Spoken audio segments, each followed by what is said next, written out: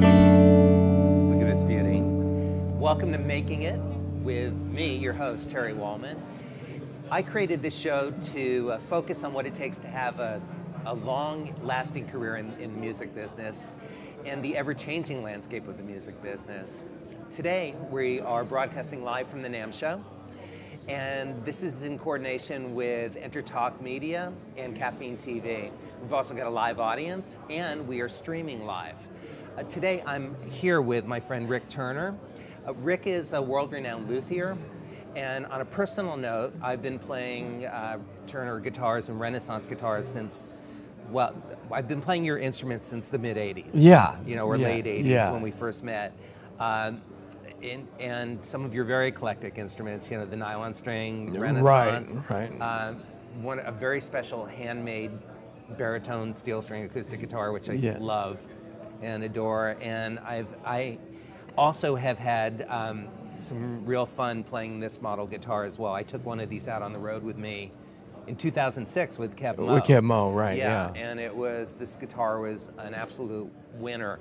40 years ago, you designed this Model 1 Rick Turner guitar. Yep. And one of the very cool things about today is this is the 40th anniversary model. You're doing a limited... We're doing a limited edition of 18 of these with Lindsay Buckingham's signature. And they're made as close to the first one that Lindsay got with the modifications that it got over the years. It was very... The term is rode hard and put away wet, shall we say, with that guitar. So this is as close as we can do to the way that guitar is now, including the trapeze tailpiece, which I only did 3 of in the initial run of guitars, made by my oldest son now, Ethan, helped me out with that. Honduras mahogany body as the originals, Brazilian rosewood fingerboard, the laminated neck, flip it over, Terry, of maple and purple heart, and the backstrap overlay on the back of the peg head to greatly strengthen the peg head against breakage. And the original concept of the electronics, which is the pickup, the humbucking pickup that I make. And it's a very unique, well, you're an inventor. And you've always been. Yeah, that's my job. For those people that don't know, Rick, for a period of time, Gibson Guitar was lucky enough to have you as one of their innovators. R&D and artist relations, So you were the designer of the original Chet Atkins nylon string. No, I designed some new electronics. That's for what it was. Right. Yeah. And then we also did the custom electronics for a few of them, where we did the hexaphonic pickup and the MIDI interface for those. I want to, great. Perfect. Yeah, Pull right. that away for a second. It's distracting. And that never quite went into production, but it was something else. Lindsay got a couple of those, the Chet Atkins that I modified. Right, I remember that. And then because I went to a Fleetwood Mac show, and there's Lindsay playing his Chet with my electronics in it and my pickup, and I'm looking at it and going, let's see. Everybody's seeing Chet Atkins, but they're hearing me. They're hearing Rick Turner. Okay, we got to end that. Yeah. And that's when I started making the Renaissance guitar. No kidding. So that was Lindsay, the moment where... Okay. Yeah, that was and Lindsay got the first Renaissance. Basically, made him a nylon string, got it to him, and I was expecting to get it back. I was just, could you check this out? Yeah, I can check it out. Right. You can't have it back. So it's... And Lindsay, which is kind of a theme throughout your career, because basically any of the guitars that you've ever lent me, I've ended up owning. Yeah. Like it really is very difficult to get back one of your instruments. I do research and development, and I develop an instrument, and I want somebody to check it out. Right. I never get it back, which is good. It's a good problem. Yeah. So it means that I must have done something right. Yeah. Yeah. So yeah. It's funny. Well, I mean, you've been I'm so happy that you basically develop Rick Turner guitars and Renaissance guitars with your own name and brand, because you know, you are of course a leader in the Gibson R&D development, but also with Alembic. And back in the day with the Grateful Dead, when you were designing the Wall of Sound. Working on the Wall of Sound, sound systems that really set the precedent for touring sound systems. Well, it's interesting because, you know, I do have experience in the studio as a musician. I worked on my first album in 1965. Right, you're also a wonderful guitar player and writer.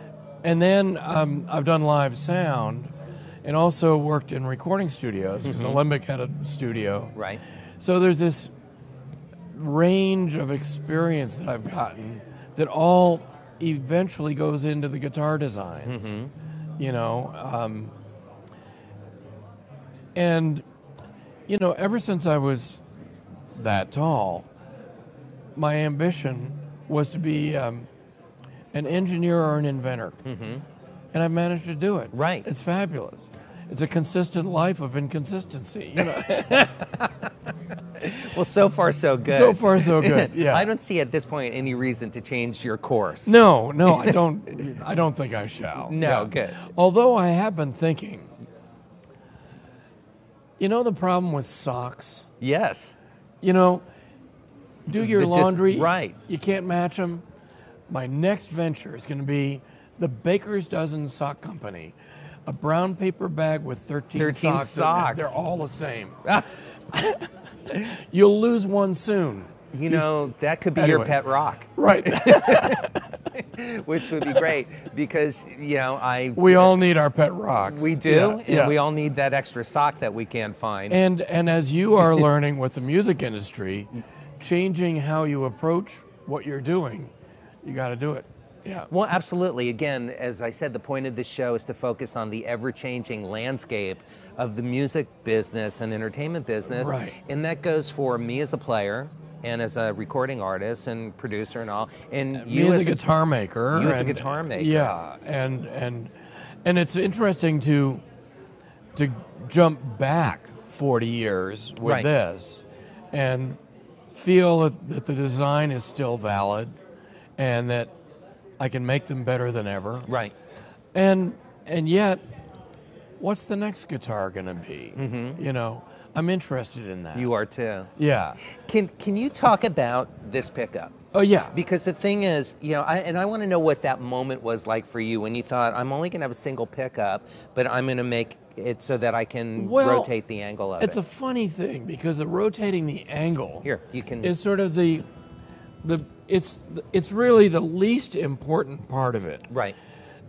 Originally, the earliest guitars had the truss rod access under here, and the trouble is, as a repair person, you had to take the pickup out to adjust the truss rod. So did you do this to create access for the truss rod? It was truss rod access, but it's also, every one since the first one has had a chamber up here, in case I did a second pickup. And it's access. But I also liked the aesthetic that harkens back to acoustic guitar design. And it was actually very gratifying to see a lot of people, at least in the beginning, what's that little acoustic guitar that Lindsay is playing? Right. Well, it's not. It's a solid body, right? You know, but it's got the vibe, and the shape was actually derived from a romantic era guitar, 1820s or so, that I used to have. It was probably a Glaisel. It might have been a Stauffer. Which would have been a gut string guitar. Gut string guitar, tilt neck, and this part of the body is that guitar. Added the cutaway, kind of a little bit Machiavelli-like, and then I wanted to make a guitar that had a lot of mass down through the center of the body, but then thinned out at the edges. So it's a beautiful instrument, Rick. Let's get the camera angle right. Yep. So it's got the arched top and the arched back, which also gets away from having any parallel surfaces in the instrument. Right. So if there are any internal sonic reflections, the frequency response is spread out. Well, and one of the things about all of your instruments, acoustic and electric, are you value the importance of the tonal properties of the wood, and you approach every instrument as an acoustic instrument. I do. But then the other thing is, they all have digital tone controls. 5 digits on each hand, baby. Digital. I love that. That's so true. Yeah. Yeah. I try to make instruments that are extremely responsive to the player's touch. Yes. And that allow a musician to express his or her own tone. Right. You want that personality to come through. And so at the same time, I don't want to make a boring instrument that is devoid in itself of personality. So it's a balance between letting there be some personality to the instrument, but then really allowing the player's hands to come through. Right. You know, long ago, I realized that on the best nights at a live gig, the equipment disappears, Right. and the heart of the musician goes straight to the heart of the people in the audience. Right. And so at that point, you know, the equipment isn't there anymore. It's that direct connection. Right. But it has to be done technically at a pretty high level. To become transparent. To become transparent. Yeah. Yeah. So that makes sense. Yeah. You've been doing this a long time, so I would think that Yes. you would make sense with your point of view about. God, I hope so. Well, yeah, you know, the thing is, Rick, I mean, Yeah. And again, full disclosure, Rick and I have been friends since the mid-'80s Yeah. at this point, and dear friends, but I've always been a fan. I guess in a way we've been fans of each other's, Yeah. and we've grown together as artists.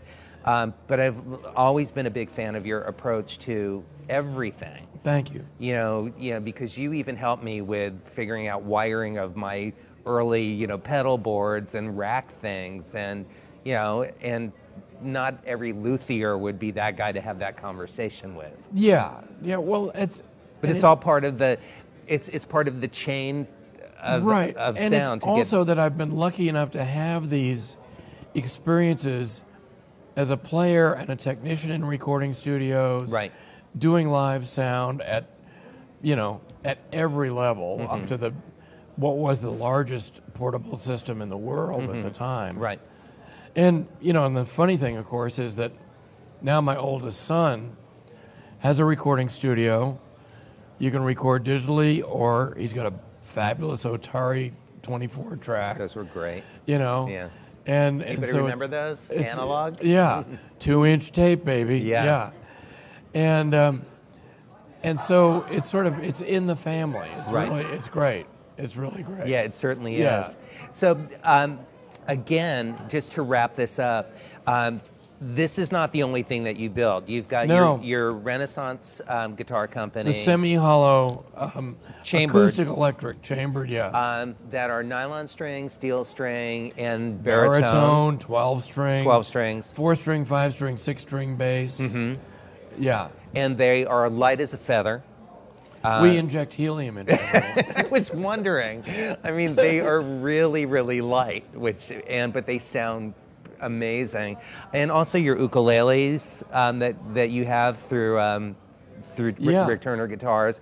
But the big news again is this beauty here, this limited edition 40th anniversary Lindsey Buckingham model. Signed. Model 1. And 5% of what we make on this is going to a nonprofit, Guitars in the Classroom, Wow. which Thank is you a for that. national organization that helps teachers, primarily in grade schools, integrate guitar and ukulele into the teaching of core subjects, Right. as well as music.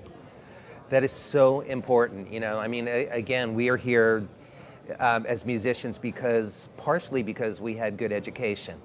And thank you for doing that, for helping keep music education The alive. future of my company needs a future generation of guitar players. That's true. That's true. So it's self-serving as well. But, that kind of selfishness is the best kind. Yeah. The kind where everybody benefits from it. I sure hope so. I know that they will. So are there still some of these for sale? They will be at our dealers. They will? Our run of 18 of them are all spoken for. Those are spoken for, but if anybody else wants to get the Model 1. Get in touch with us, and we can put you in touch with the right people. RickTurnerGuitars.com. Yep, that'll do it. That's the easiest way. Right. So we'll just leave it at that. I am Terry Wollman, and we are on Making It with Terry Wollman at the NAMM show. And thank you so much for joining us, and thank you, Rick Turner, for always Terry. for everything, for your beautiful craftsmanship and our friendship. Thanks so much. It's great to see you. Great. Yes. Thank you, everybody.